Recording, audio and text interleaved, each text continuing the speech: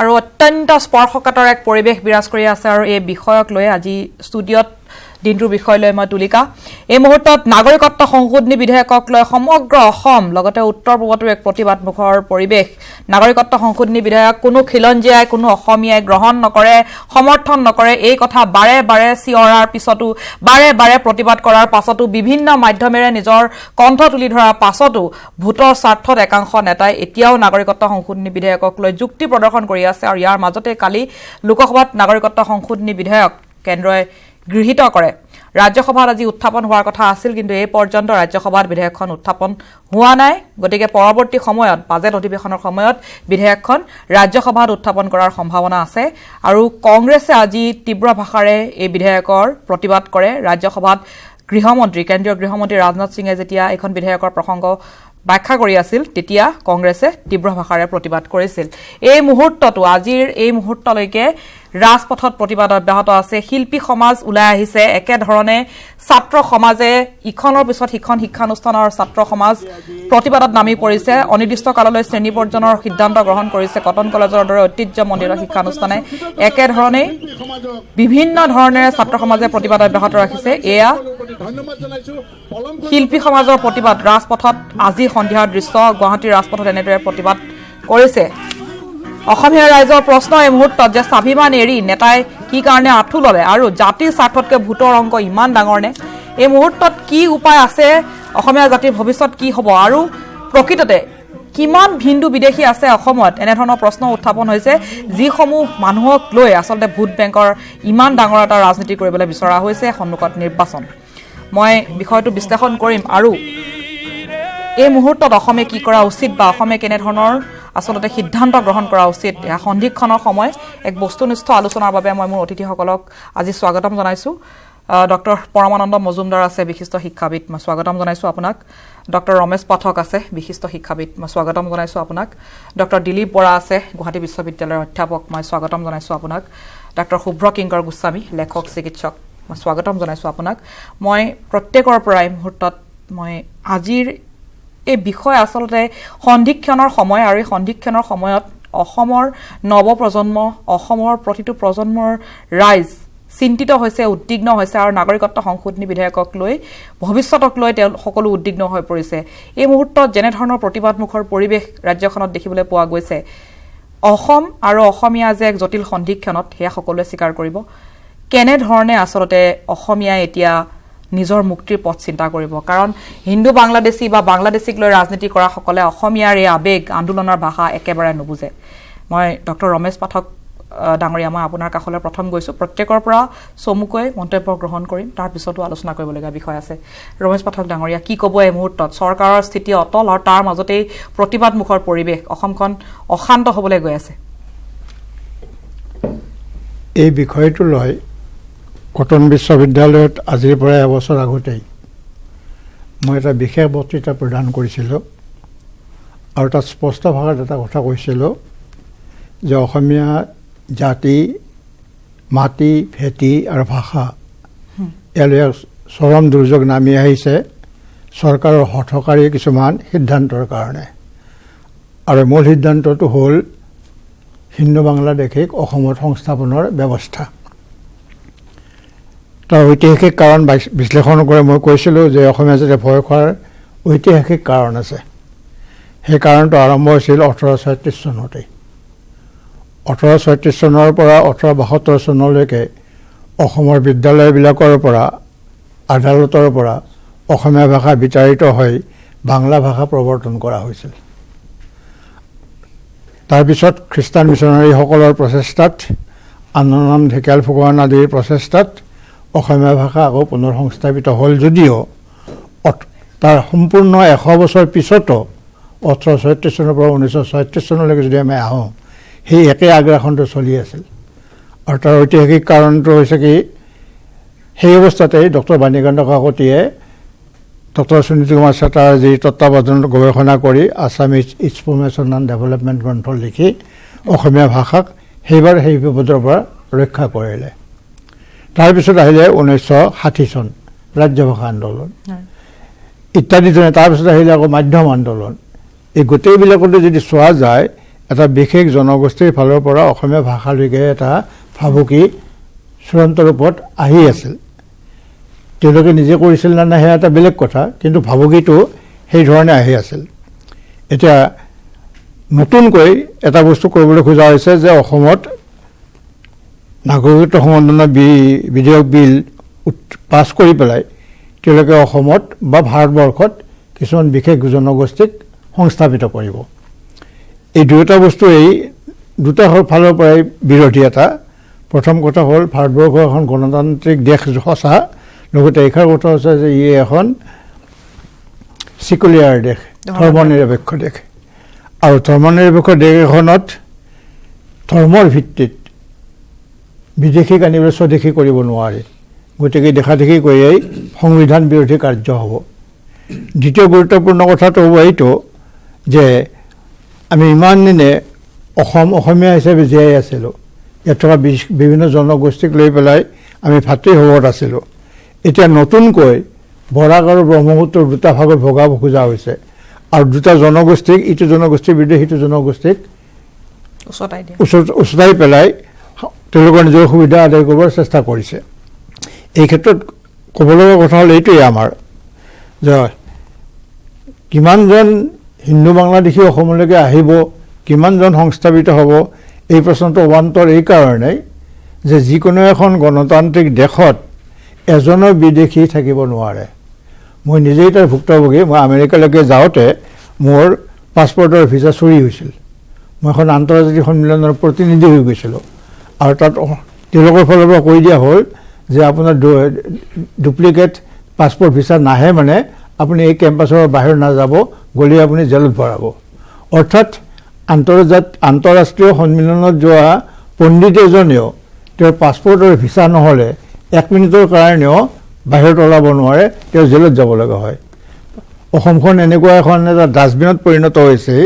য'ত মানে এতিয়া প্ৰশ্ন উঠিছে বহুতেই এটা কথা কৈ আছে যে কিমান বাংলাদেশী হিন্দু বাংলাদেশী আহিলে আমাৰ বিপদ হ'ব আমাৰ কথা হ'ল হিন্দু বাংলাদেশী বুলি নহয় এজনো বিদেশী অসমত থাকিব নোৱাৰে আৰু 1971 চনৰ আমি এটা কাট অফ মাৰ্ক লৈছোৱেই অসম চুক্তি মতে আৰু তাৰ পিছত অহা সকলোবিলাক ইয়াৰ পৰা যাব লাগিব প্ৰাথমিক মোৰ পৰ্যালোচনা এইখিনি পিছত মই আৰু অন্যান্য আলোচনাৰ ক্ষেত্ৰত অংশগ্ৰহণ কৰিম হয় মই ডক্টৰ শুভ্ৰ কিংকৰ গোস্বামী গীতা বাইবেল কুৰাণ নহয় অসম চুক্তি এনেধৰণৰ মন্তব্যও কৰিছিল অসম চৰকাৰৰ মন্ত্ৰীয়ে এতিয়া অসম চৰকাৰৰ সেইসকল প্ৰতিনিধিয়ে অসম চুক্তিৰ 6 নম্বৰ দফা কাৰ্যকৰী কৰিলে খিলঞ্জীয়া ৰাইজ সুৰক্ষিত হৈ যাব জাতি মাটি ভেটি সুৰক্ষিত হৈ যাব বুলি ডাঙৰ ডাঙৰ মন্তব্য কৰি আছে ডাঙৰ ডাঙৰ ভাষণ দি আছে আৰু বাৰে বাৰে কৈ আছে যে নাগৰিকত্ব সংশোধনী বিধেয়ক থাকিলেহে অসমত অসমীয়া সুৰক্ষিত হৈ থাকিব অৰ্থাৎ হিন্দু বাংলাদেশী আহিলেহে অসমীয়া মানুহ নিজৰ ঘৰখনত সুৰক্ষিত হৈ থাকিব এয়া তেওঁলোকৰ যুক্তি আৰু এই কথা যদি কোনোবাই প্ৰতিবাদ কৰিছে তেনেহলে তেওঁলোকক কোৱা হৈছে জিন্নাপন্থী মুছলমানৰ সমৰ্থন কি ক'ব হয় এটা বৰ দৰকাৰী কথা যে বৰ্তমান যি অৱস্থাত আছো আমি দেন একেবাৰে সম্পূৰ্ণ কনফিউজন ষ্টেট এটাকে এই কাৰণে যে 2 বছৰ আগতে 2.5 বছৰ আগতে কোৱা হৈছিল যে শৰাইঘাটৰ শেষখন এইখন শৰাইঘাটক নতুনকৈ টানি অনা হৈছিল যে শৰাইঘাটৰ শেষখন এইখন হ'ব কি শৰাইঘাটৰ শেষখন হেতু কিন্তু সেই মুহূৰ্তে ব্যাখ্যা কৰা নাছিল এতিয়া বুজা গৈছে যে শৰাইঘাটৰ শেষখন তাৰমানে এই বাংলাদেশী সকলক আনিবৰ কাৰণে সেই শৰাইঘাটৰ শেষখন কৰা হৈছিল নেকি তেতিয়া কোৱা হৈছিল যে 16 তাৰিখৰ পিছত বাংলাদেশী তালি টোপোলা বান্ধি তেওঁলোকৰ নিজৰ দেশলৈ যাব লাগিব এতিয়া কোৱা হৈছে নহয় তালি টোপোলা বান্ধি তোমালোকে আমাৰ দেশলৈ আহা তেতিয়া কোৱা হৈছিল যে যিসকল অসমৰ সুৰক্ষিত কৰা হ'ব অসমৰ সাংবিধানিক সুৰক্ষা দিয়া হ'ব খিলঞ্জীয়াক সুৰক্ষা দিয়া হ'ব কিন্তু এতিয়া ওলোটাই সেইসকলক বাংলাদেশীসকলক আনি পেলাই অসমীয়াৰ যি অস্তিত্ব সেই অস্তিত্বক বিপন্ন কৰিবলৈ খোজা হৈছে তেনেকুৱা পৰিৱেশত বৰাক ব্ৰহ্মপুত্ৰ পাহাৰ ভৈয়াম ঐক্যৰ কথা যিবিলাক কোৱা হয় এই ঐক্যৰ কথা কৈ পেলাই এটা সম্পূৰ্ণ পাৰ্থক্যতা আনিবলৈ চেষ্টা কৰা হৈছে যে অসম বৰাক অসম ব্ৰহ্মপুত্ৰ উপত্যকা বৰাক উপত্যকা এতিয়া যিদৰে ব্ৰহ্মপুত্ৰ উপত্যকাত যিদৰে জুই জ্বলিছে সেইদৰে কিন্তু আকৌ বৰাক উপত্যকাৰ কিছু অংশত মই এটা কথা কৈছোঁ দেই যে বৰাক উপত্যকাৰ গোটেইখিনি অঞ্চলত কিন্তু ৰাইজে এইটো সমৰ্থন কৰা নাই এইটো আচলতে চৰকাৰে বিভ্ৰান্তিকৰভাৱে জনাবলৈ চেষ্টা কৰিছে যে বৰাকৰ সকলো মানুহে এই নাগৰিকত্ব আইন সমৰ্থন কৰিছে বৰাকৰ যথেষ্ট মানুহ আছে যিসকলে নেকি যোৱাকালি অসম বন্ধটো তেওঁলোকে সমৰ্থন কৰিছিল বৰাকৰ এটা সংখ্যক মানুহে এই যিখন আইন সেই আইনখন সমৰ্থন কৰা বুলি মিঠাই খোৱা পৰ্যন্ত দেখুওৱা হৈছে এই কথাবিলাক তাৰমানে ইমান বেছি ডিভিজন অৰ্থাৎ পাৰ্থক্য আনিবলৈ চেষ্টা কৰা হৈছে চৰকাৰে আৰু আটাইতকৈ আচৰিত কথা যে জাতি মাটি ভেটিৰ শ্লোগান লৈ পেলাই যিখন চৰকাৰে অসমত 85% যথেষ্ট সংখ্যক লোকৰ মতাদেশ লৈ পেলাই চৰকাৰ শাসন লৈছিল সেই চৰকাৰে ওলোটা খৰ মাৰি এতিয়া ততাতৈয়াকে আৰু তেওঁলোকৰ কিহৰ ইমান গৰজ পৰিছে কিহৰ ইমান দৰকাৰ পৰিছে যে এনেকুৱা ধৰণে হঠাতে চিটিজেনশ্বিপ এখন আনিবৰ কাৰণে অকল কেইটামান ভোট পাবৰ কাৰণে কিছু সংখ্যক লোকক সন্তুষ্ট কৰিবৰ কাৰণে তেওঁলোকে এই কাৰবাৰটো কৰিছে আৰু এই জাতিদ্ৰোহী যি কাৰবাৰ এই কাৰবাৰক কিন্তু অসমীয়া ৰাইজে কোনো ক্ষেত্ৰতেই ক্ষমা নকৰিব ডক্টৰ পৰমানন্দ মজুমদাৰ আৰু ডক্টৰ দিলীপ বৰা ডাঙৰীয়া মই দুয়োগৰাকীকে একেটা প্ৰশ্নই কৰিছোঁ ডক্টৰ পৰমানন্দ মজুমদাৰে প্ৰথম উত্তৰ দিব ছাত্ৰ সমাজ নামি পৰিছে আন্দোলনত কটন বিশ্ববিদ্যালয় আজি দিল্লী বিশ্ববিদ্যালয়টো প্ৰতিবাদ হ'ল ইখনৰ পিছত সিখন কলেজে শ্ৰেণী প্ৰজনৰ সিদ্ধান্ত লৈছে আৰু ৰাজপথলৈ ছাত্ৰ সমাজ ওলাই আহিছে বা ওলাই অহাৰ হুংকাৰ দিছে ছাত্ৰ সমাজৰ এই আন্দোলনৰ এই প্ৰেক্ষাপট আচলতে আমাৰ নৱপ্ৰজন্মৰ কাৰণেই ক্ষতিকাৰক কিন্তু এনে এটা পৰিস্থিতিলৈ কি কাৰণে কোনে ঠেলি দিছে তেওঁলোকে কিন্তু একবাৰলৈ চিন্তা কৰা নাই আৰু এই পৰ্যন্ত তেওঁলোকৰ তৰফৰ পৰা বা চৰকাৰৰ তৰফৰ পৰা কোনো ধৰণৰ আহ্বান জনোৱা হোৱা নাই যে ছাত্ৰ সমাজে আন্দোলন কৰিব নালাগে বা তেওঁলোকক বুজাবৰ কাৰণে কোনো ধৰণৰ চেষ্টাও কৰা দেখিবলৈ পোৱা হোৱা নাই এতিয়ালৈকে খং একেধৰণে আছে ক্ষোভবোৰ একেধৰণে আছে কিন্তু খং ক্ষোভ নোহোৱাবৰ কাৰণে কোনো ধৰণৰ চেষ্টা কৰা হোৱা নাই বিশেষকৈ মুখ্যমন্ত্ৰী সৰ্বানন্দ সোণোৱাল ডাঙৰীয়াক উদ্দেশ্য কৰি প্ৰত্যেকে প্ৰশ্ন কৰি আছে কিন্তু মুখ্যমন্ত্ৰীগৰাকী আচৰিত ধৰণে নীৰৱ হৈ আছে এই গোটেই বিষয়টোক কেন্দ্ৰ কৰি বিশেষকৈ যোৱাকালিৰ পৰা ছাত্ৰ সমাজে যিটো তেওঁলোকৰ এই বিলৰ বিৰুদ্ধে যিদৰে থিয় হৈছে মই ছাত্ৰ সমাজলৈ স্বাগতম জনাইছোঁ স্বাভাৱিক কাৰণতে তেওঁলোকে ইয়াৰ বিৰুদ্ধে থিয় হৈছে বিশেষকৈ কটন কলেজৰ যি অৱস্থান ধৰ্ম তেওঁলোকে কৰিছে সেইটো দেখিও আমি ভাল পাইছোঁ কাৰণ এই বিলৰ বিৰুদ্ধে যদি ছাত্ৰ সমাজেই একো নকয় তেতিয়াহ'লে ছাত্ৰ সমাজৰ যিটো সমাজৰ প্ৰতি দায়বদ্ধতা সেইটো প্ৰকাশ নাপাব আৰু ইয়াৰ কাৰণে আচলতে চৰকাৰখনেই দায়ী কাৰণ এনেকুৱা এটা পৰিস্থিতিলৈ সমগ্ৰ অসমৰ মানুহক চৰকাৰখনে ঠেলি দিছে গতিকে চৰকাৰৰ দায়িত্ব আছিল যেতিয়া সমগ্ৰ মানুহে ইয়াৰ বিৰুদ্ধে থিয় হৈছে চৰকাৰে অন্ততঃ তেওঁলোকে ৰৈ দিব লাগিছিল কিন্তু তেওঁলোকে ৰোৱা নাই এই কাৰণে যিহেতু তেওঁলোকৰ এটা নিৰ্দিষ্ট এজেণ্ডা আছে এই বিলখনক কেন্দ্ৰ কৰি আৰু সন্মুখত যিহেতু নিৰ্বাচন গতিকে তেওঁলোকৰ কাৰণে ভোটৰ ৰাজনীতিটো হৈছে মুখ্য কথা গতিকে সমগ্ৰ অসমতে আজি যিদৰে সমগ্ৰ অসমতে যিদৰে মানুহ ওলাই আহিছে বিভিন্ন ঠাইত বিক্ষিপ্ত ঘটনা ঘটিছে এনে এটা ভয়াৱহ পৰিস্থিতিৰ পিনে ঠেলি দিয়াৰ কাৰণে চৰকাৰে দায়ী কিন্তু মই ছাত্ৰ সমাজৰ প্ৰতি এটা আহ্বান জনাওঁ যে তেওঁলোকে যেন ভৱিষ্যতে শ্ৰেণী বৰ্জন কৰি এনেকুৱা ধৰণৰ প্ৰতিবাদ নকৰে তাৰ বিপৰীতে অন্য অনশন যাতে প্ৰতীকধৰ্মী তেওঁলোকে আন্দোলন যাতে চলাই যায় কাৰণ ছাত্ৰ সমাজেই ইয়াৰ লগত লগ লাগি এই বিলৰ বিৰুদ্ধে অসমৰ মানুহক সজাগ কৰিব লাগিব এটা কথা ঠিক যে চৰকাৰে ইচ্ছাকৃতভাৱেই আৰম্ভণিৰ পৰা এই বিলখন প্ৰস্তুত কৰাৰ কাৰণে লাগি আছিলে কাৰণ অসমত NRC কেন্দ্ৰ কৰি সমগ্ৰ মানুহৰ মাজত এটা ঐক্যবোধ সৃষ্টি হৈছিলে সকলোৱে সমৰ্থন কৰিছিলে NRC প্ৰস্তুতকৰণৰ আগতেই এই বিলখন আনি অসমৰ মানুহক এটা ভয়াৱহ পৰিস্থিতিৰ পিনে তেওঁলোকে ঠেলি দিছে গতিকে স্বাভাৱিক কাৰণতে সকলো মানুহ ইয়াৰ বিৰুদ্ধে থিয় হৈছে বুলি মই ভাবোঁ স্বাভাৱিক কাৰণতে ছাত্ৰ সমাজেও ইয়াৰ বিৰুদ্ধে সবল প্ৰতিবাদ আজি আগবঢ়াইছে দিলীপ বৰা ডাঙৰীয়া ছাত্ৰ সমাজৰ অসমৰ প্ৰেক্ষাপটত ছাত্ৰ সমাজৰ আন্দোলনৰ বৃহৎ ভূমিকা আছে আজিৰ এই সন্ধিক্ষণৰ সময়তো ছাত্ৰ সমাজে যেনে ধৰণৰ স্থিতি গ্ৰহণ কৰিছে সেয়া নিতান্তই আদৰণীয় প্ৰশংসনীয় আৰু তেওঁলোকৰ মনোভাৱক সম্পূৰ্ণ শ্ৰদ্ধা কৰি এই মুহূৰ্তত শ্ৰেণী বৰ্জনৰ দৰে সিদ্ধান্ত যদি তেওঁলোকে গ্ৰহণ নকৰি প্ৰতীকী প্ৰতিবাদ বা অন্য ধৰণে প্ৰতিবাদ কৰে তেতিয়া হয়তো ভাল হ'ব সমাজখনৰ কাৰণেও কাৰণ তেওঁলোকে নিজৰ ক্ষতি কৰি আছে চৰকাৰে কিন্তু হয়তো তেওঁলোকৰ এই আন্দোলনৰ ভাষা নুবুজিব ধন্যবাদ মই প্ৰথম কথা ছাত্ৰসকলক আদৰণি জনাইছোঁ যে দেশৰ এনেকুৱা সন্ধিক্ষণত তেওঁলোকে এটা উচিত সিদ্ধান্ত গ্ৰহণ কৰি ৰাজপথলৈ ওলাই আহিছে কিন্তু আজিৰ তাৰিখত যিহেতু বিশ্ববিদ্যালয় বা বিভিন্ন মহাবিদ্যালয়সমূহ বন্ধ হৈ আছে বোধ কৰোঁ 20 তাৰিখলৈকে প্ৰায় বন্ধ আছে গতিকে শ্ৰেণীবৰ্জন হ'লেও দুই এটা ঠাইত হয়তো সেইটো ওপৰৰ ক্লাছত বা ৰিচাৰ্চ স্কলাৰসকলৰ ক'ৰবাত দুই এটা ক্ষতি হৈছে সামগ্ৰিকভাৱে সেইটোৱে বৰ বেছি প্ৰভাৱ পেলোৱা নাই কিন্তু 21 তাৰিখৰ পিছত সেইটোৱে প্ৰভাৱ পেলাব যদি আন্দোলন এই ধৰণে চলাই থাকিব লগা হয় তেতিয়া মই ভাবোঁ যে ছাত্ৰসকলে নিজৰ শিক্ষাবৰ্ষবোৰ নষ্ট কৰি লাভ নাই সেইটো আমাৰ ইতিহাসে আগত আমাক শিক্ষা দিছে যে বহু ছাত্ৰই তেনেকৈ আমি সকলোৱে নষ্ট কৰিলোঁ আৰু আন্দোলন চলি গৈ থাকিলে এটা সময়ত আন্দোলনটো স্থিমিত হৈ গ'ল গতিকে আমি এই শ্ৰেণী চলাই আমাৰ পঢ়া শুনা সকলো ধৰণৰ কাম কাজৰ মাজেৰে আন্দোলনটো কেনেকৈ তীব্ৰৰ পৰা তীব্ৰতৰ কৰি তুলিব পাৰোঁ সেই কথাটো আমি চিন্তা কৰিব লাগিব গতিকে মই ভাবোঁ যে ছাত্ৰ সমাজে এই ক্ষেত্ৰত নতুন নতুন উদ্ভাৱন নতুন নতুন চিন্তাৰে সৈতে আন্দোলনটো কেনেকৈ শক্তিশালী কৰিব পাৰি সেইটো কথা ভাবিব শ্ৰেণীবৰ্জনৰ দৰে কাৰ্যসূচী লৈ মই ভাবোঁ যে নিজৰ ক্ষতি নকৰা ভাল এই মুহূৰ্তত কাৰণ এইটো অৰ্থ নহয় যে দেশৰ সন্দিক্ষণত আমাৰ ক্ষতি হোৱাটোলৈ আমি চিন্তা কৰি থাকিব লাগিব আমি সকলো ত্যাগ কৰি হ'লেও দেশৰ সন্দিক্ষণত থিয় হ'ব লাগিব এইটো কাটাং কথা কিন্তু ঘটনা হ'ল কি মই ভাবোঁ যে আৰু অন্যান্য ধৰণৰ কাৰ্যসূচীৰ প্ৰতিও আমি আচলতে আগবাঢ়ি যাব পাৰোঁ আৰু মই ভাবোঁ যে বিলখনৰ যিটো অৱস্থাত বৰ্তমান গৈ আছে ৰাজ্যসভাৰ সিদ্ধান্ত এতিয়ালৈকে আমি নাজানো যদিহে ৰাজ্যসভাত আজি একো নহয় তেতিয়াহ'লে আমি কিছু সময় পাম সেই সময়খিনি আমি সদব্যৱহাৰ কৰি দেশৰ চাৰিওফালে এটা সংগঠিত ৰূপত মই ভাবোঁ যে এটা মিছন নৰ্থ ইষ্ট ইউনিটিৰ ফালে আমি যাব লাগে উত্তৰ পূৰ্বাঞ্চলৰ সকলো ৰাজ্যৰ মাজতে এইটো এটা প্ৰতিক্ৰিয়া সৃষ্টি হৈছে এই প্ৰতিক্ৰিয়াক কেনেকৈ ৰাজনৈতিকভাৱে ঐক্যবদ্ধ কৰিব পৰা যায় সেইটো চিন্তা ভাৱনা কৰি সেই দিশে গোটেই আন্দোলনটোক ধাবিত কৰিব পাৰিলে এটা হ'ল সেইটো প্ৰশ্ন 2 নম্বৰ কথাটো হ'ল যে আমি অসম আন্দোলনৰ সময়ত কিছুমান কাম কৰিছিলোঁ ধৰক তাৰ ইতিবাচক ফলো আছে নেতিবাচক ফলো আছে মই সেইবিলাক আলোচনা কৰিবলৈ নাযাওঁ কিন্তু কিছুমান কাম ধৰক হৈছিলে যেনে স্বেচ্ছাসেৱক বাহিনী ধৰক গাঁৱে গাঁৱে স্বেচ্ছাসেৱক বাহিনীবোৰ সক্ৰিয় হৈ উঠিছিলে তেওঁলোকে বহু কথাত নজৰ দিছিলে এতিয়াও মই ভাবোঁ যে আমি আন্দোলনটোক একেবাৰে গাঁৱৰ পৰ্যায়লৈকে লৈ যাব লাগিব স্বেচ্ছাসেৱক বাহিনীৰ দৰে বাহিনী গঠন কৰি আমি চকু ৰাখিব লাগিব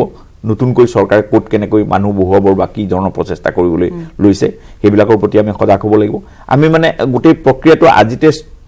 ৰৈ যাব এনেকুৱা কথা নহয় যিহেতু আমি থিয় দিছোঁ গতিকে আমি শেষ পৰ্যায়লৈকে যুঁজিবলৈ সাজু হ'ব লাগিব আৰু তাৰ কাৰণে আমি বিভিন্ন ধৰণৰ ৰণকৌশল প্ৰস্তুত কৰিব লাগিব হয় মই এই মুহূৰ্তত ভাষ্য তুলি ধৰিব বিচাৰিছোঁ অসম গণ পৰিষদৰ 3গৰাকী মন্ত্ৰীয়ে পদত্যাগ কৰিছে মিত্ৰতা ভংগৰ সিদ্ধান্ত গ্ৰহণ কৰাৰ পিছত আজি অতুল বৰা কেশৱ মহন্তৰ ফণীভূষণ চৌধুৰীয়ে পদত্যাগ কৰিছে আৰু তাৰ পিছতে তেওঁলোক শ্বহীদ ন্যাসত উপস্থিত হৈছে ডক্টৰ সমুজ্জ্বল কুমাৰ ভট্টাচাৰ্যক সাক্ষাৎ কৰিছে তেওঁলোকৰ সৈতে ৰমেন্দ্ৰ নাৰায়ণ কলিতা সত্যব্ৰত কলিতা আৰু ৰেণুপমা ৰাজখোৱা আছে নাগৰিকত্ব সংশোধনী বিধেয়কে অসমৰ ক্ষতি কৰিব বুলি উল্লেখ কৰিছে অগপৰ সদ্য পদত্যাগী মন্ত্ৰীকেইগৰাকীয়ে আৰু লগতে কৈছে যে তেওঁলোকে ইয়াৰ পিছত ৰাইজৰ সৈতে মিলিত হৈ তেওঁলোকে এইখন বিধেয়কৰ বিৰুদ্ধে প্ৰতিবাদ অব্যাহত ৰাখিব মই অতুল বৰা কেশৱ মহন্ত আৰু ফণীভূষণ চৌধুৰীৰ মন্তব্য তুলি ধৰিব বিচাৰিছোঁ তেওঁলোকে পদত্যাগ কৰাৰ পিছত কি মন্তব্য কৰিছে সেই মন্তব্য মই তুলি ধৰিব বিচাৰিছোঁ আজি মুখ্যমন্ত্ৰী ডাঙৰীয়াৰ হাতত পদত্যাগ পত্ৰ দাখিল কৰিছোঁ অসমৰ জনসাধাৰণক আমি শ্ৰদ্ধা আৰু কৃতজ্ঞতা জনাইছোঁ আমি আন্তৰিকতাৰে যোৱা দিনবিলাকত আমাৰ কাৰ্যকালত ৰাইজৰ সেৱাত আমি ব্ৰতী হৈছিলোঁ আৰু আপোনালোকে জানে যে অসম গণ পৰিষদ দল ৰাইজৰ দল 855 জন শ্বহীদৰ কেঁচা তেজৰ বিনিময়ত গঠন হোৱা এটা ৰাজনৈতিক দল আমি যেতিয়াই গম পালোঁ যে চৰকাৰৰ এনে হঠকাৰী সিদ্ধান্তই অসমৰ স্বাৰ্থ বিঘ্নিত কৰিব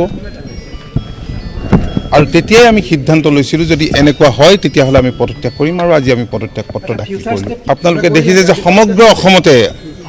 অসমতে প্ৰতিবাদ হৈছে কেন্দ্ৰীয় চৰকাৰৰ এনে হঠকাৰী সিদ্ধান্তৰ বিৰুদ্ধে প্ৰতিবাদ হৈছে চৌপাশে প্ৰতিবাদ হৈছে আমি ৰাইজৰ লগত চামিল হ'ম অসমৰ জনসাধাৰণৰ জনমতৰ প্ৰতি শ্ৰদ্ধা জনাই আজি আমাৰ মন্ত্ৰিত্ব ত্যাগৰ পত্ৰ মাননীয় মুখ্যমন্ত্ৰীৰ হাতত আমি দিলোঁ শেষ মুহূৰ্তলৈকে আমি যুঁজি যাম বুলি অসমৰ ৰাইজক প্ৰতিশ্ৰুতি দিছিলোঁ আমি পাক মুহূৰ্তলৈকে যুঁজি গৈ যিহেতু কেন্দ্ৰীয় চৰকাৰৰ ইয়াত যি মানে নাচুৰ বন্ধা এক সিদ্ধান্ত আমি দেখা পালোঁ আৰু তেওঁলোকে কোনো কথাতে ইয়াক মানি নল'লে আৰু তাৰ কাৰণেই আমি আজি পদত্যাগ পত্ৰ দিছোঁ আৰু অসমৰ জনসাধাৰণৰ ওচৰত আমি কৃতজ্ঞ আৰু আমি ধন্যবাদ জ্ঞাপন কৰিছোঁ অসম গণ পৰিষদ দলৰ এই দীঘলীয়া যুঁজখনত ৰাইজৰ যিখিনি সঁহাৰি আৰু ভাৰতবৰ্ষৰ বিভিন্ন ৰাজনৈতিক দলৰ যি সঁহাৰি সকলোকে আমি কৃতজ্ঞতা আৰু ধন্যবাদ জ্ঞাপন কৰিছোঁ। আৰু সেয়া আছিলে কেশৱ মহন্ত আৰু অতুল বৰাৰ ভাষ্য। মই এই মুহূৰ্তত যাব বিচাৰিছোঁ অসম সাহিত্য সভাৰ সভাপতি ডক্টৰ পৰমানন্দ ৰাজবংশীৰ ওচৰলৈ। আমাৰ সৈতে লাইভত সংযুক্ত হৈছে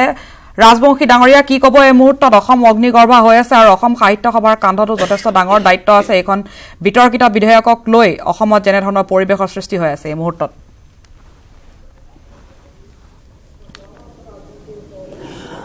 আচলতে আমি অসম সাহিত্য সভাই আজি প্ৰায় 3 মাহ ধৰি বিভিন্ন ৰাজনৈতিক দলৰ সৈতে আমি কথা পাতি আছিলোঁ আৰু অকল ৰাজনৈতিক দলেই নহয়, সদৌ অসম ছাত্ৰ সন্থাকে আদি কৰি প্ৰায়বোৰ আমাৰ সংগ্ৰামী জাতীয় মঞ্চৰ সৈতে আমি যোগাযোগ কৰি আছিলোঁ আৰু আমি কিন্তু আশাবাদী নাছিলোঁ, কাৰণ যিদিনাখনেই আমি দেখিছোঁ যে আমাৰ অসমৰ বিজেপি চৰকাৰখনে বা সেই দলটোৱে মাজুলীৰ কাৰ্যনিৰ্বাহকত যেতিয়া সিদ্ধান্তটো ল'লে তেতিয়াৰ পৰা আমি ভাবিছোঁ কি যে তেখেতসকলে যি নেকি আমাক অসমবাসীক মিত্ৰজোঁট চৰকাৰখনৰ যি নিৰ্বাচনী ইস্তাহাৰ আমাক মানে প্ৰকাশিত ৰূপত দিছিল, মৌখিকভাৱে কৈছিল, সেই ৰূপত আমি সকলোৱে বিশ্বাস কৰিছিলোঁ যে সেইমতে অন্তত আমাৰ মাননীয় মুখ্যমন্ত্ৰীৰ নেতৃত্বত আমাৰ মিত্ৰজোঁট চৰকাৰখনে বহু জাতীয় সমস্যাৰ সমাধান কৰিব পাৰিব বুলি আমি পৰম বিশ্বাসী, অকল আমিয়ে নহয় সকলোৱেই আমি বিশ্বাস কৰিছিলোঁ। আৰু সেই বিশ্বাস এনেকৈ যে ভংগ কৰিব সেই কথা অসমবাসীয়ে কেতিয়াও ভবা নাছিল। আৰু সেইবাবে আজি যিহেতু আমাৰ মুখ্যমন্ত্ৰী মহোদয়ৰ প্ৰতি মানুহৰ আস্থা আছিল আৰু সেইবাবে ক্ষোভত ভাগি পৰিছে সকলো ৰাইজ। আৰু অসম সাহিত্য সভা এতিয়া আমি দূৰদৰ্শিতাৰে আমি সকলো আমাৰ যিমানবোৰ আমাৰ সমগোত্ৰীয় সাহিত্যানুষ্ঠান আছে, জাতীয় অনুষ্ঠান আছে, সকলোৰে সৈতে আমি একত্ৰিতভাৱে বহি আমি পৰৱৰ্তী চিন্তা কৰিবৰ কাৰণে আমি ইতিমধ্যে সাজু হৈছোঁ। অহা 12 তাৰিখ বা ইয়াৰ পৰৱৰ্তী পৰ্যায়তো আমি দেখিছোঁ যে এই যিটো সৰ্বনাশী কাণ্ড এটা হ'ল, এই সৰ্বনাশী কাণ্ডটোৰ আটাইতকৈ গুৰুত্বপূৰ্ণ কথাটো হৈছে কি যে আমাৰ যি ভাৰতীয় সাৰ্বভৌমত্ব, এই ভাৰতীয় সাৰ্বভৌমত্ব আজি ধৰ্মীয়কৰণ কৰা হ'ল আৰু ইয়ে সুদূৰ প্ৰতিক্ৰিয়াৰ সৃষ্টি কৰিব আৰু অসমতো ইয়াৰ এটা সুদূৰ প্ৰসাৰী মানে প্ৰভাৱ পৰিব। আৰু সেইকাৰণেই অসমৰ মানুহৰ মাজত এটা ধৰ্মৰ বিভেদ আমি বীজ সিঁচি দিয়াৰ যিটো প্ৰৱণতা, সেইটো আমি কেতিয়াও আমি কৰিব বুলি ভবা নাছিলোঁ। আৰু এতিয়া আজিও মই কয়াকুছিৰ পৰা আহিছোঁ, তাতো মই সেই কথাখিনিয়ে কৈছোঁ যে ৰাজনৈতিকভাৱে বহুতে হয়তো বিভ্ৰান্তি, বহুতে হয়তো ধৰ্মীয় বীজ ৰোপণ কৰিব পাৰে, কিন্তু ধৰ্মীয় বীজেৰে, ধৰ্মীয় মেৰুকৰণেৰে আমি অসমীয়া জাতি বা ভাৰতীয় ৰাষ্ট্ৰ আমি কেতিয়াও নিৰ্মাণ কৰিব নোৱাৰোঁ। আৰু সেইটো দিশতে আমি অতি সচেতন হৈছোঁ আৰু অসম সাহিত্য সভাই আমি এতিয়া আমাৰ নিজস্ব চিন্তাধাৰা আমি আগবাঢ়ি যাম। হয়, মই আপোনাৰ কাষলৈ পৰৱৰ্তী সময়ত যাম। স্বজাতিৰ স্বাভিমান আৰু ভাষা ৰক্ষা কৰাক লৈ ৰাইজৰ যি আৱেগ, সেই আৱেগৰ তিলমানো মূল্য ৰাখিব পৰা নাই এখন চৰকাৰে। আৰু এইখন চৰকাৰৰ ওপৰত ৰাইজৰ যি আস্থা আছিল, যি বিশ্বাস আছিল, যি প্ৰত্যাশা সকলোৱে কৰিছিলে, সেই প্ৰত্যাশা, সেই আশা, সেই বিশ্বাস সকলো ভৰিৰে মোহাৰি এতিয়া তেওঁলোকে নিজৰ এটা স্থিতিত অটল হৈ আছে। অসমীয়াৰ যেন কণ্ঠৰ কোনো মূল্য নাই। উত্তৰ পূৰ্বাঞ্চলে প্ৰতিবাদ কৰিছে, অসমে প্ৰতিবাদ কৰিছে, কিন্তু এই কণ্ঠ সন্মিলিতভাৱে দিল্লীয়ে শুনিও নুশুনাৰ ভাও ধৰি আছে এই মুহূৰ্তত। আৰু কথা পাতিম আজি অসম বিধানসভাৰ অধ্যক্ষ ডক্টৰ হিতেন্দ্ৰনাথ গোস্বামীয়ে এখন পত্ৰত উল্লেখ কৰিছে নাগৰিকত্ব সংশোধনী বিধেয়কক লৈ কিছু কথা, য'ত তেওঁ উল্লেখ কৰিছে যে এইখন বিধেয়কক লৈ অসম আৰু অসমীয়া মানুহক আশ্বস্ত নকৰাকৈ বিধেয়কখন খৰখেদাকৈ গৃহীত কৰিবলৈ যোৱাটো আচলতে এটা ডাঙৰ ভুল আছিল। এই ভুলৰ কথা শাসকীয় দলটোৰ এগৰাকী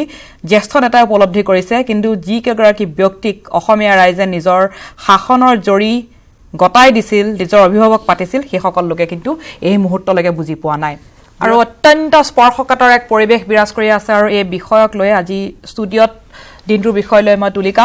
এই মুহূৰ্তত নাগৰিকত্ব সংশোধনী বিধেয়কক লৈ সমগ্ৰ অসম লগতে উত্তৰ পূবতো এক প্ৰতিবাদমুখৰ পৰিৱেশ। নাগৰিকত্ব সংশোধনী বিধেয়ক কোনো খিলঞ্জীয়াই, কোনো অসমীয়াই গ্ৰহণ নকৰে, সমৰ্থন নকৰে, এই কথা বাৰে বাৰে চিঞৰাৰ পিছতো, বাৰে বাৰে প্ৰতিবাদ কৰাৰ পাছতো, বিভিন্ন মাধ্যমেৰে নিজৰ কণ্ঠ তুলি ধৰাৰ পাছতো ভোটৰ স্বাৰ্থত একাংশ নেতাই এতিয়াও নাগৰিকত্ব সংশোধনী বিধেয়কক লৈ যুক্তি প্ৰদৰ্শন কৰি আছে। আৰু ইয়াৰ মাজতে কালি লোকসভাত নাগৰিকত্ব সংশোধনী বিধেয়ক কেন্দ্ৰই গৃহীত কৰে ৰাজ্যসভাত আজি উত্থাপন হোৱাৰ কথা আছিল কিন্তু এই পৰ্যন্ত ৰাজ্যসভাত বিধেয়কখন উত্থাপন হোৱা নাই গতিকে পৰৱৰ্তী সময়ত বাজেট অধিৱেশনৰ সময়ত বিধেয়কখন ৰাজ্যসভাত উত্থাপন কৰাৰ সম্ভাৱনা আছে আৰু কংগ্ৰেছে আজি তীব্ৰ ভাষাৰে এই বিধেয়কৰ প্ৰতিবাদ কৰে ৰাজ্যসভাত গৃহমন্ত্ৰী কেন্দ্ৰীয় গৃহমন্ত্ৰী ৰাজনাথ সিঙে যেতিয়া এখন বিধেয়কৰ প্ৰসংগ ব্যাখ্যা কৰি আছিল তেতিয়া কংগ্ৰেছে তীব্ৰ ভাষাৰে প্ৰতিবাদ কৰিছিল এই মুহূৰ্তটো আজিৰ এই মুহূৰ্তলৈকে ৰাজপথত প্ৰতিবাদ অব্যাহত আছে শিল্পী সমাজ ওলাই আহিছে একেধৰণে ছাত্ৰ সমাজে ইখনৰ পিছত সিখন শিক্ষানুষ্ঠানৰ ছাত্ৰ সমাজ প্ৰতিবাদত নামি পৰিছে অনিৰ্দিষ্ট কাললৈ শ্ৰেণী পৰ্যনৰ সিদ্ধান্ত গ্ৰহণ কৰিছে কটন কলেজৰ দৰে ঐতিহ্যমণ্ডিত শিক্ষানুষ্ঠানে একেধৰণে বিভিন্ন ধৰণেৰে ছাত্ৰ সমাজে প্ৰতিবাদ অব্যাহত ৰাখিছে এয়া শিল্পী সমাজৰ প্ৰতিবাদ ৰাজপথত আজি সন্ধিয়াৰ দৃশ্য গুৱাহাটীৰ ৰাজপথত এনেদৰে প্ৰতিবাদ কৰিছে অসমীয়া ৰাইজৰ প্ৰশ্ন এই মুহূৰ্তত যে স্বাভিমান এৰি নেতাই কি কাৰণে আঁঠু ল'লে আৰু জাতিৰ স্বাৰ্থতকৈ ভোটৰ অংক ইমান ডাঙৰ নে এই মুহূৰ্তত কি উপায় আছে অসমীয়া জাতিৰ ভৱিষ্যত কি হ'ব আৰু প্ৰকৃততে কিমান হিন্দু বিদেশী আছে অসমত এনেধৰণৰ প্ৰশ্ন উত্থাপন হৈছে যিসমূহ মানুহক লৈ আচলতে ভোট বেংকৰ ইমান ডাঙৰ এটা ৰাজনীতি কৰিবলৈ বিচৰা হৈছে সন্মুখত নিৰ্বাচন মই বিষয়টো বিশ্লেষণ কৰিম আৰু এই মুহূৰ্তত অসমে কি কৰা উচিত বা অসমে কেনেধৰণৰ আসলতে সিদ্ধান্ত গ্ৰহণ কৰা উচিত সন্ধিক্ষণৰ সময় এক বস্তুনিষ্ঠ আলোচনাৰ বাবে মই মোৰ অতিথিসকলক আজি স্বাগতম জনাইছো ডক্টৰ পৰমানন্দ মজুমদাৰ আছে বিশিষ্ট শিক্ষাবিদ মই স্বাগতম জনাইছো আপোনাক ডক্টৰ ৰমেশ পাঠক আছে বিশিষ্ট শিক্ষাবিদ মই স্বাগতম জনাইছো আপোনাক ডক্টৰ দিলীপ বৰা আছে গুৱাহাটী বিশ্ববিদ্যালয়ৰ অধ্যাপক মই স্বাগতম জনাইছো আপোনাক ডক্টৰ শুভ্ৰ কিংকৰ গোস্বামী লেখক চিকিৎসক মই স্বাগতম জনাইছো আপোনাক মই প্ৰত্যেকৰ পৰাই মুহূৰ্তত মই আজিৰ এই বিষয় আসলতে সন্ধিক্ষণৰ সময় আৰু এই সন্ধিক্ষণৰ সময়ত অসমৰ নৱপ্ৰজন্ম অসমৰ প্ৰতিটো প্ৰজন্মৰ ৰাইজ চিন্তিত হৈছে উদ্বিগ্ন হৈছে আৰু নাগৰিকত্ব সংশোধনী বিধেয়কক লৈ ভৱিষ্যতক লৈ তেওঁ সকলো উদ্বিগ্ন হৈ পৰিছে এই মুহূৰ্তত যেনে ধৰণৰ প্ৰতিবাদমুখৰ পৰিৱেশ ৰাজ্যখনত দেখিবলৈ পোৱা গৈছে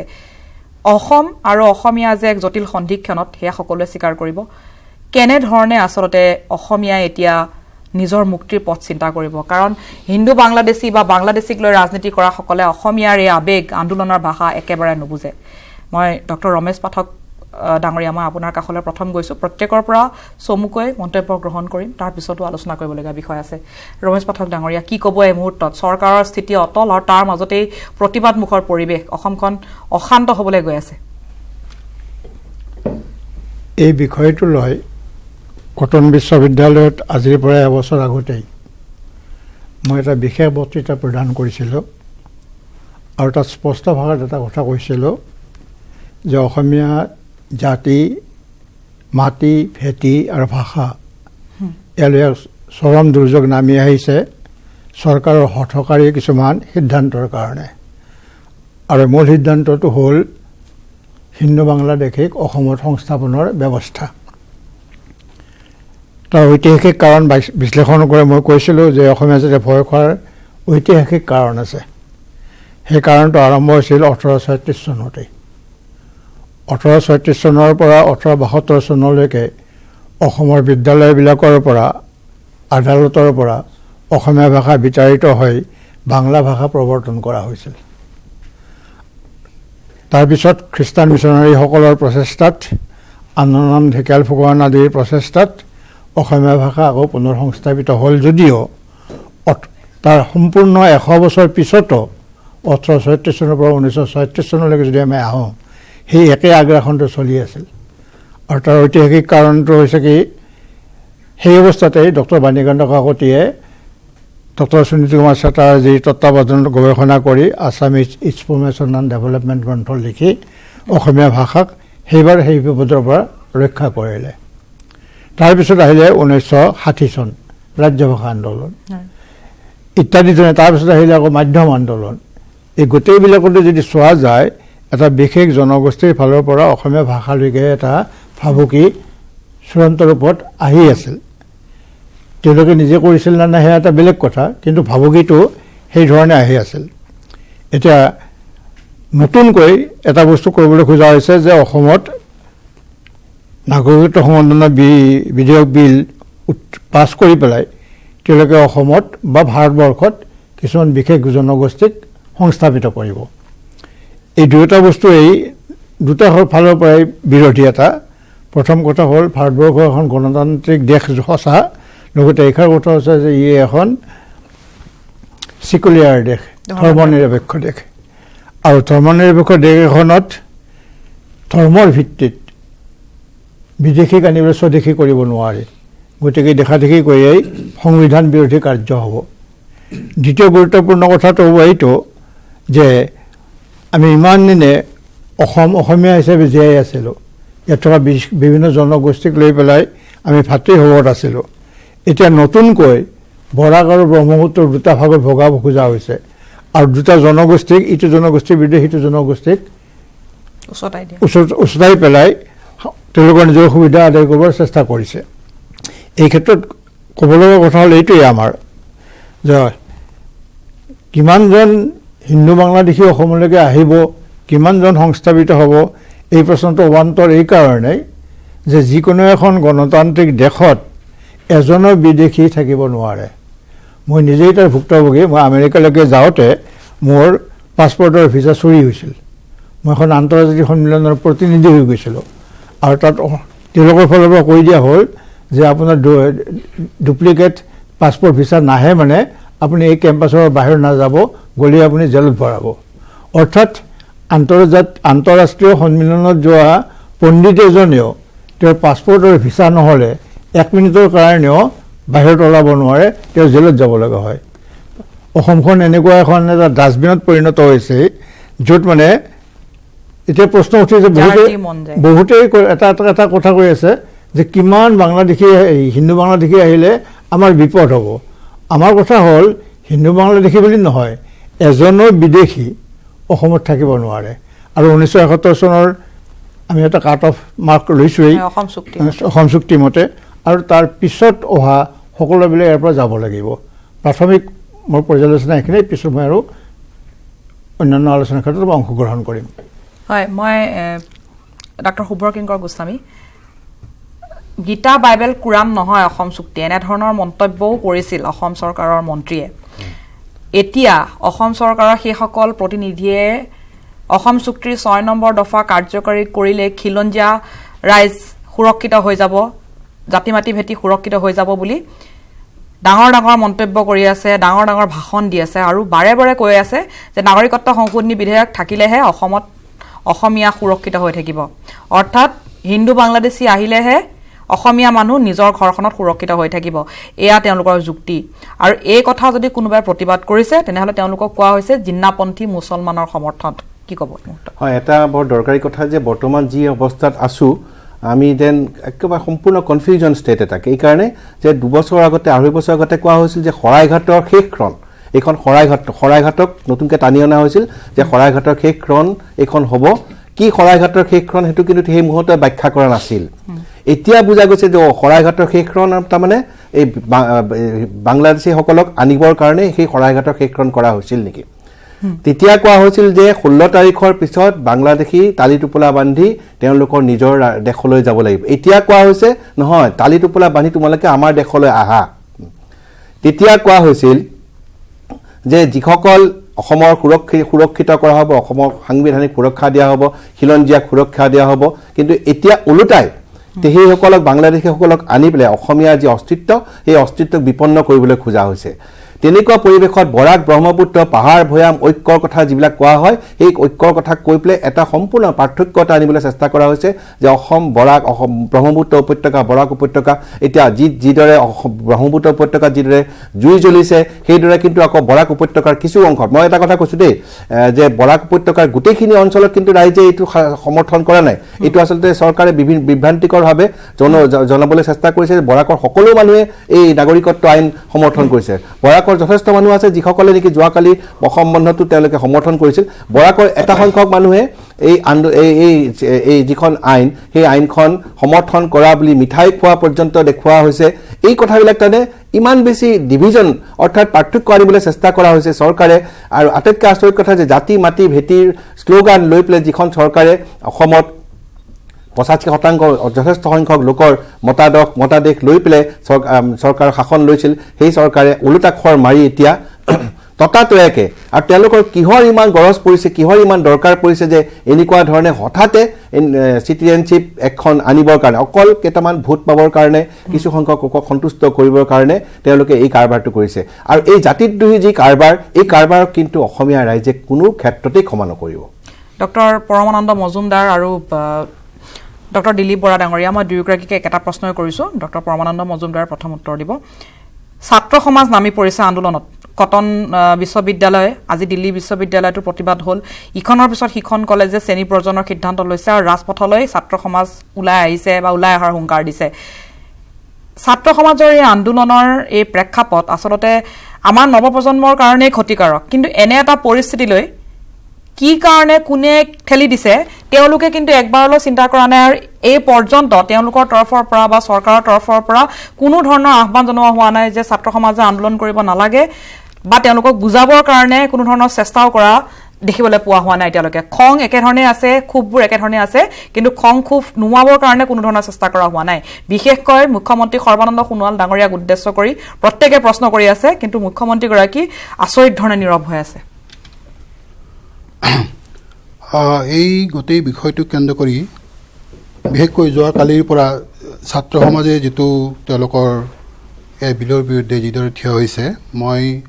ছাত্ৰ সমাজলৈ স্বাগতম জনাইছোঁ স্বাভাৱিক কাৰণতে তেওঁলোকে ইয়াৰ বিৰুদ্ধে থিয় হৈছে বিশেষকৈ কটন কলেজৰ যি অৱস্থান ধৰ্ম তেওঁলোকে কৰিছে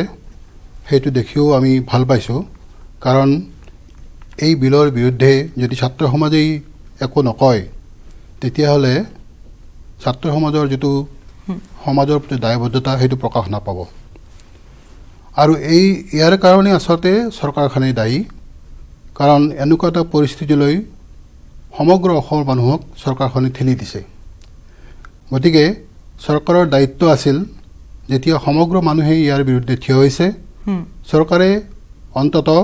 তেওঁলোকে ৰৈ দিব লাগিছিল কিন্তু তেওঁলোকে ৰোৱা নাই এই কাৰণে যিহেতু তেওঁলোকৰ এটা নিৰ্দিষ্ট এজেণ্ডা আছে এই বিলখনক কেন্দ্ৰ কৰি আৰু সন্মুখত যিহেতু নিৰ্বাচন গতিকে তেওঁলোকৰ কাৰণে ভোটৰ ৰাজনীতিটো হৈছে মুখ্য কথা গতিকে সমগ্ৰ অসমতে আজি যিদৰে সমগ্ৰ অসমতে যিদৰে মানুহ ওলাই আহিছে বিভিন্ন ঠাইত বিক্ষিপ্ত ঘটনা ঘটিছে এনে এটা ভয়াৱহ পৰিস্থিতিৰ পিনে ঠেলি দিয়াৰ কাৰণে চৰকাৰে দায়ী কিন্তু মই ছাত্ৰ সমাজৰ প্ৰতি এটা আহ্বান জনাওঁ যে তেওঁলোকে যেন ভৱিষ্যতে শ্ৰেণী বৰ্জন কৰি এনেকুৱা ধৰণৰ প্ৰতিবাদ নকৰে তাৰ বিপৰীতে অন্য প্ৰতীক অনশন যাতে প্ৰতীকধৰ্মী তেওঁলোকে আন্দোলন যাতে চলাই যায় কাৰণ ছাত্ৰ সমাজেই ইয়াৰ লগত লগ লাগি এই বিলৰ বিৰুদ্ধে অসমৰ মানুহক সজাগ কৰিব লাগিব এটা কথা ঠিক যে চৰকাৰে ইচ্ছাকৃতভাৱেই আৰম্ভণিৰ পৰা এই বিলখন প্ৰস্তুত কৰাৰ কাৰণে লাগি আছিলে কাৰণ অসমত NRC কেন্দ্ৰ কৰি সমগ্ৰ মানুহৰ মাজত এটা ঐক্যবোধ সৃষ্টি হৈছিলে সকলোৱে সমৰ্থন কৰিছিলে NRC প্ৰস্তুতকৰণৰ আগতেই এই বিলখন আনি অসমৰ মানুহক এটা ভয়াৱহ পৰিস্থিতিৰ পিনে তেওঁলোকে ঠেলি দিছে গতিকে স্বাভাৱিক কাৰণতে সকলো মানুহ ইয়াৰ বিৰুদ্ধে থিয় হৈছে বুলি মই ভাবোঁ স্বাভাৱিক কাৰণতে ছাত্ৰ সমাজেও ইয়াৰ বিৰুদ্ধে সবল প্ৰতিবাদ আজি আগবঢ়াইছে দিলীপ বৰা ডাঙৰীয়া ছাত্ৰ সমাজৰ অসমৰ প্ৰেক্ষাপটত ছাত্ৰ সমাজৰ আন্দোলনৰ বৃহৎ ভূমিকা আছে আজিৰ এই সন্ধিক্ষণৰ সময়তো ছাত্ৰ সমাজে যেনে ধৰণৰ স্থিতি গ্ৰহণ কৰিছে সেয়া নিতান্তই আদৰণীয় প্ৰশংসনীয় আৰু তেওঁলোকৰ মনোভাৱক সম্পূৰ্ণ শ্ৰদ্ধা কৰি এই মুহূৰ্তত শ্ৰেণী বৰ্জনৰ দৰে সিদ্ধান্ত যদি তেওঁলোকে গ্ৰহণ নকৰি প্ৰতীকী প্ৰতিবাদ বা অন্য ধৰণে প্ৰতিবাদ কৰে তেতিয়া হয়তো ভাল হ'ব সমাজখনৰ কাৰণেও কাৰণ তেওঁলোকে নিজৰ ক্ষতি কৰি আছে চৰকাৰে কিন্তু হয়তো তেওঁলোকৰ এই আন্দোলনৰ ভাষা নুবুজিব ধন্যবাদ মই প্ৰথম কথা ছাত্ৰসকলক আদৰণি জনাইছোঁ যে দেশৰ এনেকুৱা সন্ধিক্ষণত তেওঁলোকে এটা উচিত সিদ্ধান্ত গ্ৰহণ কৰি ৰাজপথলৈ ওলাই আহিছে কিন্তু আজিৰ তাৰিখত যিহেতু বিশ্ববিদ্যালয় বা বিভিন্ন মহাবিদ্যালয়সমূহ বন্ধ আছে বোধকৰোঁ 20 তাৰিখলৈকে প্ৰায় বন্ধ আছে গতিকে শ্ৰেণী বৰ্জন হ'লেও দুই এটা ঠাইত হয়তো সেইটো ওপৰৰ ক্লাছত বা ৰিচাৰ্চ স্কলাৰসকলৰ ক'ৰবাত দুই এটা ক্ষতি হৈছে সামগ্ৰিকভাৱে সেইটোৱে বৰ বেছি প্ৰভাৱ পেলোৱা নাই কিন্তু 21 তাৰিখৰ পিছত সেইটোৱে প্ৰভাৱ পেলাব যদি আন্দোলন এই ধৰণে চলাই থাকিব লগা হয় তেতিয়া মই ভাবোঁ যে ছাত্ৰসকলে নিজৰ শিক্ষাবৰ্ষবোৰ নষ্ট কৰি লাভ নাই সেইটো আমাৰ ইতিহাসে আগত আমাক শিক্ষা দিছে যে বহু ছাত্ৰই তেনেকৈ আমি সকলোৱে নষ্ট কৰিলোঁ আৰু আন্দোলন চলি গৈ থাকিলে এটা সময়ত আন্দোলনটো স্তিমিত হৈ গ'ল গতিকে আমি এই শ্ৰেণী চলাই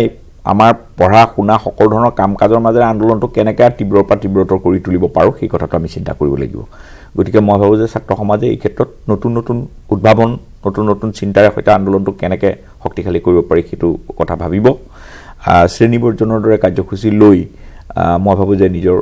ক্ষতি নকৰা ভাল এই মুহূৰ্তত কাৰণ এইটো অৰ্থ নহয় যে দেশৰ সন্দিক্ষণত আমাৰ ক্ষতি হোৱাটোলৈ আমি চিন্তা কৰি থাকিব লাগিব আমি সকলো ত্যাগ কৰি হ'লেও দেশৰ সন্দিক্ষণত থিয় হ'ব লাগিব এইটো কাটাং কথা কিন্তু ঘটনা হ'ল কি মই ভাবোঁ যে আৰু অন্যান্য ধৰণৰ কাৰ্যসূচীৰ প্ৰতিও আমি আচলতে আগবাঢ়ি যাব পাৰোঁ আৰু মই ভাবোঁ যে বিলখনৰ যিটো অৱস্থাত বৰ্তমান গৈ আছে ৰাজ্যসভাৰ সিদ্ধান্ত এতিয়ালৈকে আমি নাজানো যদিহে ৰাজ্যসভাত আজি একো নহয় তেতিয়াহ'লে আমি কিছু সময় পাম সেই সময়খিনি আমি সদব্যৱহাৰ কৰি দেশৰ চাৰিওফালে এটা সংগঠিত ৰূপত মই ভাবোঁ যে এটা মিছন নৰ্থ ইষ্ট ইউনিটিৰ ফালে আমি যাব লাগে উত্তৰ পূৰ্বাঞ্চলৰ সকলো ৰাজ্যৰ মাজতে এইটো এটা প্ৰতিক্ৰিয়া সৃষ্টি হৈছে এই প্ৰতিক্ৰিয়াক কেনেকৈ ৰাজনৈতিকভাৱে ঐক্যবদ্ধ কৰিব পৰা যায় সেইটো চিন্তা ভাৱনা কৰি সেই দিশেৰে গোটেই আন্দোলনটোক ধাবিত কৰিব পাৰিলে এটা হ'ল সেইটো প্ৰশ্ন 2 নম্বৰ কথাটো হ'ল যে আমি অসম আন্দোলনৰ সময়ত কিছুমান কাম কৰিছিলোঁ ধৰক তাৰ ইতিবাচক ফলো আছে নেতিবাচক ফলো আছে মই সেইবিলাক আলোচনা কৰিবলৈ নাযাওঁ কিন্তু কিছুমান কাম ধৰক হৈছিলে যেনে স্বেচ্ছাসেৱক বাহিনী ধৰক গাঁৱে গাঁৱে স্বেচ্ছাসেৱক বাহিনীবোৰ সক্ৰিয় হৈ উঠিছিলে তেওঁলোকে বহু কথাত নজৰ দিছিলে এতিয়াও মই ভাবোঁ যে আমি আন্দোলনটোক একেবাৰে গাঁৱৰ পৰ্যায়লৈকে লৈ যাব লাগিব স্বেচ্ছাসেৱক বাহিনীৰ দৰে বাহিনী গঠন কৰি আমি চকু ৰাখিব লাগিব নতুনকৈ চৰকাৰে ক'ত কেনেকৈ মানুহ বহুৱাবৰ বা কি ধৰণৰ প্ৰচেষ্টা কৰিবলৈ লৈছে সেইবিলাকৰ প্ৰতি আমি সজাগ হ'ব লাগিব আমি মানে গোটেই প্ৰক্ৰিয়াটো আজিতে ৰৈ যাব এনেকুৱা কথা নহয় যিহেতু আমি থিয় দিছোঁ গতিকে আমি শেষ পৰ্যায়লৈকে যুঁজিবলৈ সাজু হ'ব লাগিব আৰু তাৰ কাৰণে আমি বিভিন্ন ধৰণৰ ৰণকৌশল প্ৰস্তুত কৰিব লাগিব হয় মই এই মুহূৰ্তত ভাষ্য তুলি ধৰিব বিচাৰিছোঁ অসম গণ পৰিষদৰ 3গৰাকী মন্ত্ৰীয়ে পদত্যাগ কৰিছে মিত্ৰতা ভংগৰ সিদ্ধান্ত গ্ৰহণ কৰাৰ পিছত আজি অতুল বৰা কেশৱ মহন্তৰ ফণীভূষণ চৌধুৰীয়ে পদত্যাগ কৰিছে আৰু তাৰ পিছতে তেওঁলোক শ্বহীদ ন্যাসত উপস্থিত হৈছে ডক্টৰ সমুজ্জ্বল কুমাৰ ভট্টাচাৰ্যক সাক্ষাৎ কৰিছে তেওঁলোকৰ সৈতে ৰমেন্দ্ৰ নাৰায়ণ কলিতা সত্যব্ৰত কলিতা আৰু ৰেণুপমা ৰাজখোৱা আছে নাগৰিকত্ব সংশোধনী বিধেয়কে অসমৰ ক্ষতি কৰিব বুলি উল্লেখ কৰিছে অগপৰ সদ্য পদত্যাগী মন্ত্ৰীকেইগৰাকীয়ে আৰু লগতে কৈছে যে তেওঁলোকে ইয়াৰ পিছত ৰাইজৰ সৈতে লাগি ৰাইজৰ সৈতে মিলিত হৈ তেওঁলোকে এইখন বিধেয়কৰ বিৰুদ্ধে প্ৰতিবাদ অব্যাহত ৰাখিব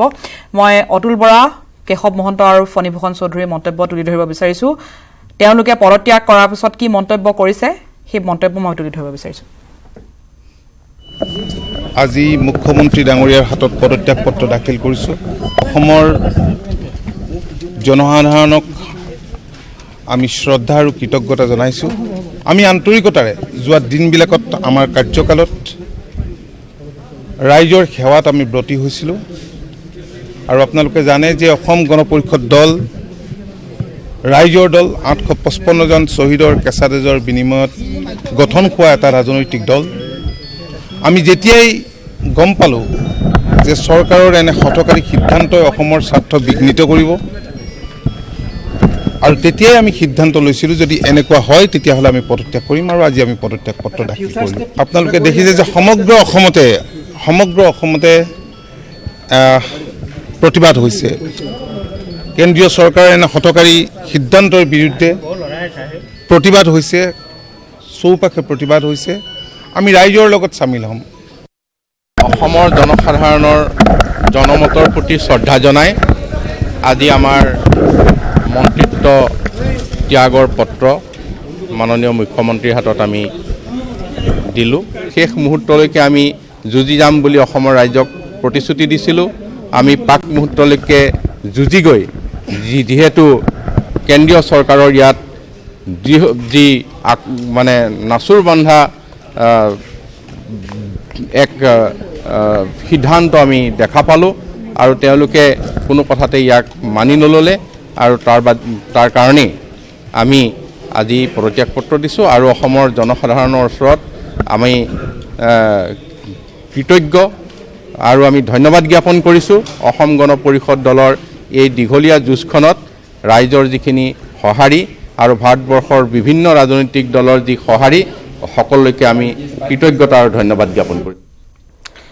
সেয়া আছিলে কেশৱ মহন্ত আৰু অতুল বৰাৰ ভাষ্য মই এই মুহূৰ্তত যাব বিচাৰিছো অসম সাহিত্য সভাৰ সভাপতি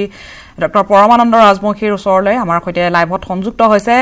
ৰাজবংশী ডাঙৰীয়া কি ক'ব এই মুহূৰ্তত অসম অগ্নিগৰ্ভা হৈ আছে আৰু অসম সাহিত্য সভাৰ কান্ধতো যথেষ্ট ডাঙৰ দায়িত্ব আছে এখন বিতৰ্কিত বিধেয়কক লৈ অসমত যেনে ধৰণৰ পৰিৱেশৰ সৃষ্টি হৈ আছে এই মুহূৰ্তত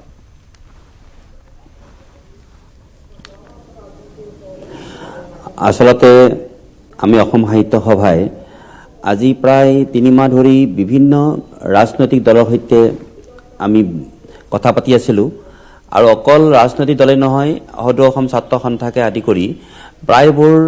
আমাৰ সংগ্ৰামী জাতীয় মঞ্চৰ সৈতে আমি যোগাযোগ কৰি আছিলো আৰু আমি কিন্তু আশাবাদী নাছিলো কাৰণ যিদিনাখনেই আমি দেখিছো যে আমাৰ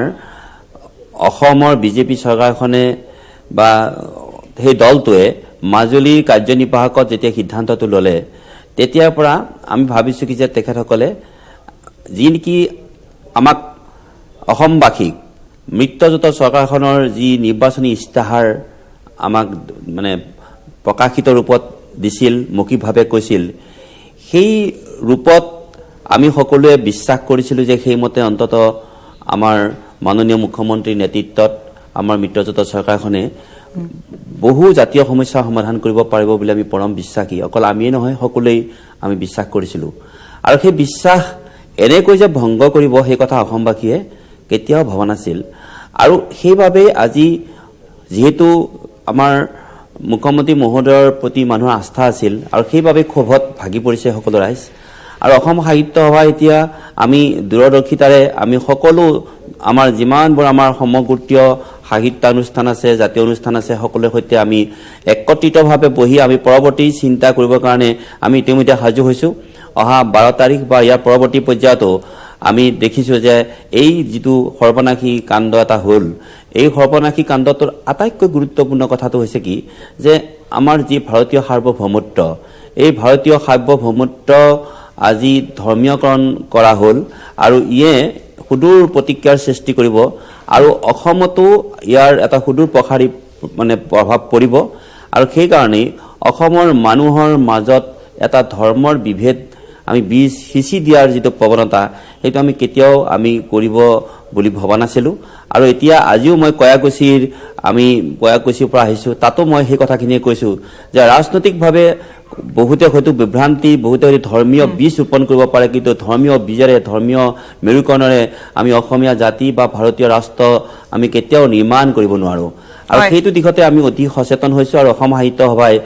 আমি এতিয়া আমাৰ নিজস্ব চিন্তাধাৰা আমি আগবাঢ়ি যাম হয় মই আপোনাৰ কাখলে পৰৱৰ্তী সময়ত যাম সজাতিৰ স্বাভিমান আৰু ভাষা ৰক্ষা কৰাক লৈ ৰাইজৰ যি আবেগ সেই আবেগৰ তিল মানু মূল্য ৰাখিব পৰা নাই এখন চৰকাৰে আৰু এখন চৰকাৰৰ ওপৰত ৰাইজৰ যি আস্থা আছিল